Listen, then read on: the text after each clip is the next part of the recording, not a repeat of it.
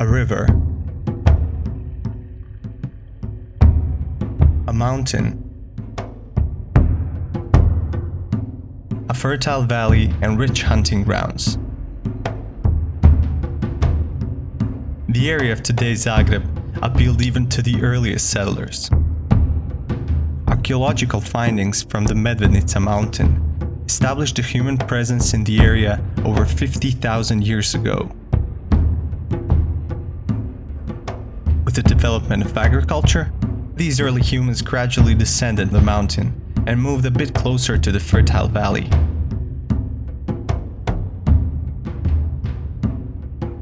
The early settlement on the Gradec hill, which will become the core of the future city of Zagreb, emerged somewhere in the Bronze Age. The Bronze Age is a historical period characterized by the use of bronze, an alloy of copper and tin that was hard and durable, putting its users at a technological advantage. The new technology brought more conflict, so settlements were built on locations that were easier to defend, often with strong fortifications such as walls, palisades, mounds, and moats, depending on local resources and situations. Unfortunately, we don't know a lot about that settlement today, because there's not much archaeological evidence left from that period on Gradec. However, we know that it was there, and that it basically defined the location of our future city.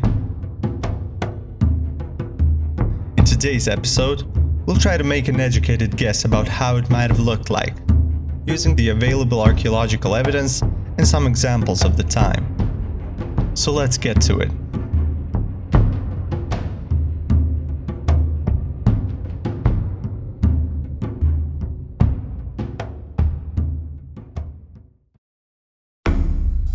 To hypothesize the shape of the settlement, we have to consider a number of things. There's archaeological evidence of a prehistoric fortification, dating back to the early Iron Age, with further evidence of habitation into the late Bronze Age. These fortifications were probably a combination of an earth mound and a wooden palisade, conforming to terrain.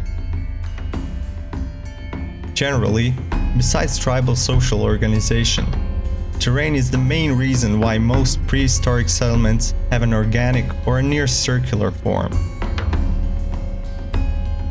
Considering the current terrain at our location, we can hypothesize that our settlement might have had an elliptical form, with an area around 0.5 hectares. The buildings in our settlement were small huts made out of wood, possibly dug partially in the ground. They were most likely circular in shape and different in size, probably according to social status and reputation. Like many settlements of the time, our settlement will be organized around the central gathering point, with clusters of huts spread around it. There might have been a place of worship somewhere as well, but the rituals were most likely performed at the central gathering point. The inhabitants were hunters, farmers, herdsmen, and possibly metal workers, along with some supporting occupations like woodcutting, gathering, and making simple clothes. The industry of the time, if you can even call it that, was an outside affair and didn't have specialized buildings yet. Buildings were hard to build, and they only really crafted simple items in relatively small quantities. Besides farming and tending to animals, they also made clothes from dried animal skins that they hanged and stretched over wooden frames.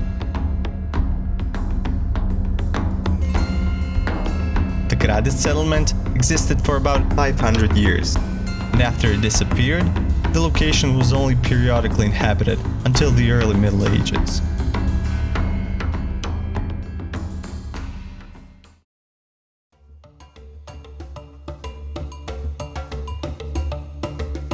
Even though it's the most relevant for our story, the Gradec hill fort wasn't the only settlement in the area throughout history. Besides many villages and forts, there were real cities here as well. Around the 1st century CE, The Romans conquered the area and founded Andautonia, a municipal and administrative center located in the valley closer to the river. The settlement was located on a strategic point along the Sistija-Poetovia route, and it was quite prosperous during the Roman reign.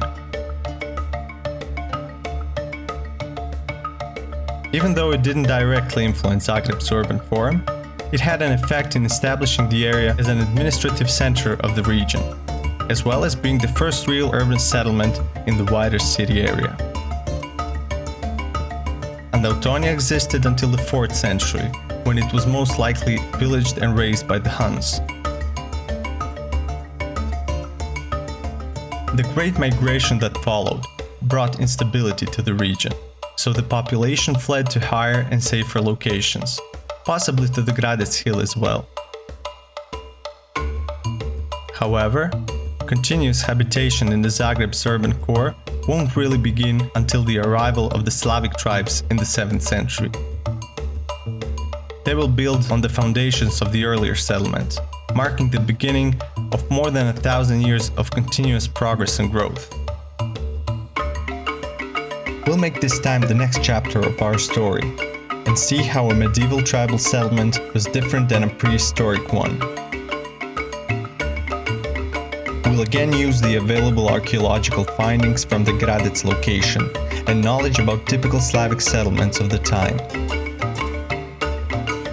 So if you like the way we explore urban history on this channel, press that like button, and if you want to learn more about it, subscribe and stay tuned for the next episode of the Story of Zagreb. Until then, play curiously, and I'll see you soon.